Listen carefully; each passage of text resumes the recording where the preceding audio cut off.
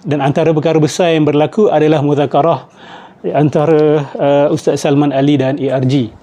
Dan Alhamdulillah ramai orang sudah memberikan komen-komen yang bernas, pandangan-pandangan, bahkan ada dah buat bedah sesi ya. Dah bedah sesi tersebut selama 2 jam.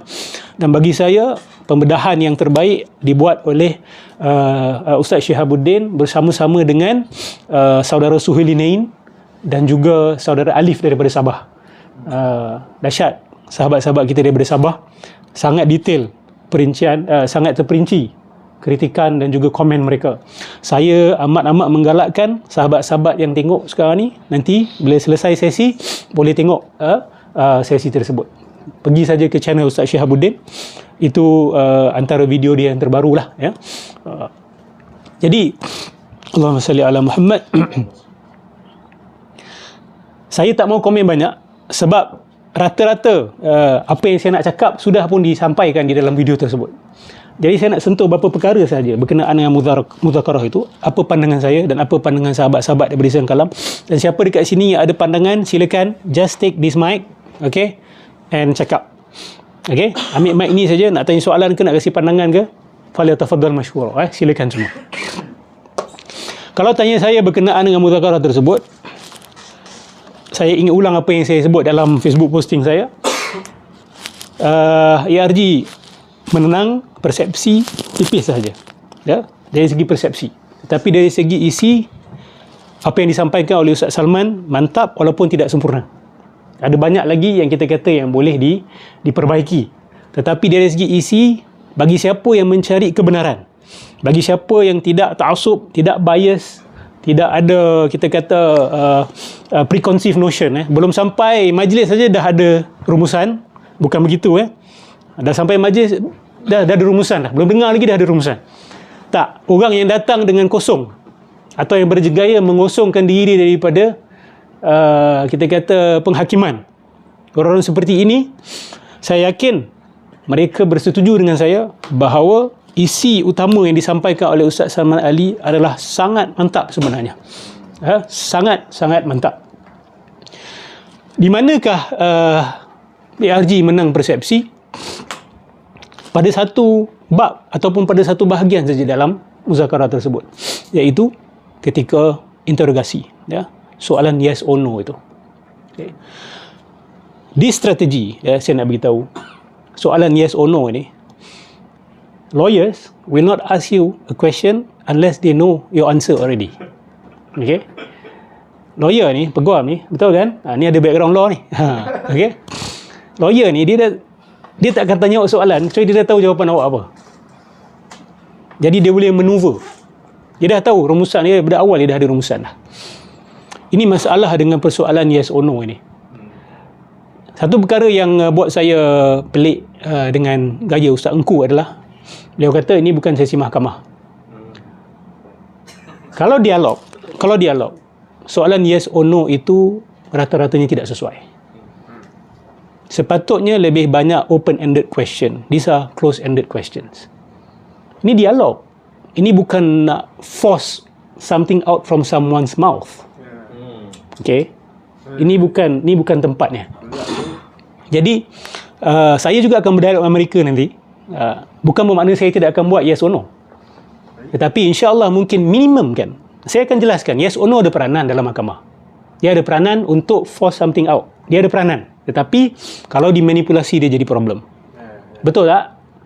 Yes or no questions ni taklah haram. In certain situation you need straight answer. Contoh kita nak tanya, pada waktu sekian-sekian hari sekian-sekian, adakah awak di rumah? Atau tidak? Oh, saya pagi tu saya pergi pasar, lepas tu saya call mak saya, lepas tu saya macam tak sedap hati nak. Ya atau tidak? Itu boleh. Itu sesuai. Tak perlu hang nak main pusing-pusing lagi dah. So, soalan ya atau tidak ni ada fungsi dia. Tetapi dalam muzakarah seperti itu, dia membawa kepada rumusan yang menyeleweng. Penggunaan close-ended question pada tempat tu boleh menyelewengkan audience ataupun hadirin. Dan bagi saya, di situlah menangnya Ustaz Engku. Dari segi persepsi, khususnya orang yang tidak biasa dengan close-ended questions, bila dikumpulkan jawapan Ustaz Salman, semuanya no, no, no, no, no, no, no, no, no, dia mereka satu persepsi bahawa rujukan Ustaz Salman tidak sahih. Itu adalah satu cara yang cunning, but bagi saya bukanlah satu cara yang terhormat. It's not a respectable strategy untuk sesi dialog sebegitu. Okay, saya bagi contoh. Sila jawab soalan saya ni. Adakah awak sudah berhenti memukul isteri awak? Ya atau tidak? Ya atau tidak? Wan, okay, Zul. Adakah awak telah berhenti menyeksa kucing awak? Tidak. Ya atau tidak? Saya tidak ada banyak masa. Ya atau tidak? Saya tak nak tahu awak ada kucing atau tidak. Ya atau tidak? Kucing saya nakal kadang, so saya jentik dia. Ya atau tidak? Nampak tak? Nampak tak problem? Kalau awak cakap ya, maksud dia awak akui dulu awak pukul kucing awak. So ada silent agreement kat dalam tu dah. Nampak tak? Dia paksa awak dalam keadaan awak tidak ada pilihan. Dah berhenti pukul isteri ke belum? Saya tak pernah pukul isteri. Saya tanya ya atau tidak. Nampak? Salam. So dia tidak membuka ruang konteks, merosakkan kebenaran. Straight saya akan kata ini merosakkan usaha mencari kebenaran. Saya ulang lagi sekali. Strategi yang digunakan tidak terkawal. Kalau strategi close-ended question itu tidak terkawal digunakan, dia boleh merosakkan kebenaran. Dan bagi saya, dalam sesi tersebut, Ustaz Engku berjaya menggunakan strategi itu untuk menggambarkan seolah-olah Ustaz Salman punya rujukan tidak sahih, sedangkan itu bukan kebenarannya. Itu hanya Ustaz punya asumsi. Dia main assumption, dia pun main assumption kan. Itu assumption awak bahawa saya sedang berassumption kan. Nanti tak berhenti kan. Dia balas balik, itu assumption awak bahawa saya sedang berassumption bahawa awak sedang berassumption kan. Selesai lah, atas asal lah kan. Wah. Alhamdulillah, saya happy bila student menggunakan istilah-istilah yang kita belajar. Bagus, tasalsul, daur. Jangan lupa istilah-istilah macam ni kan. Guna dalam penggunaan harian kita, insya-Allah. Penggunaan istilah adalah tanda arah seseorang itu memahami apa yang dia belajar. Take istilahat. Datang mana-mana majlis ilmu, tangkap terminologis. Sebab dalam terminologi, dia akan tarik memori awak dalam kelas tu. Dia akan tarik macam-macam perkara. So, tangkap terminologis. You boleh tangkap terminologi, you boleh tangkap banyak perkara. Jangan cuba ingat point. Cuba ingat point susah. Tapi cuba cari terminologi. Tulis terminologi je, one point. Tasalsul. So, you tengok tasalsul, banyak benda you akan ingat sekali. Ini antara strategi untuk kita tangkap the point in a classroom. Jadi, apa lagi contoh? Itulah, saya cukup lah bahawa close-ended question ni boleh membawa kepada penyelewengan kebenaran.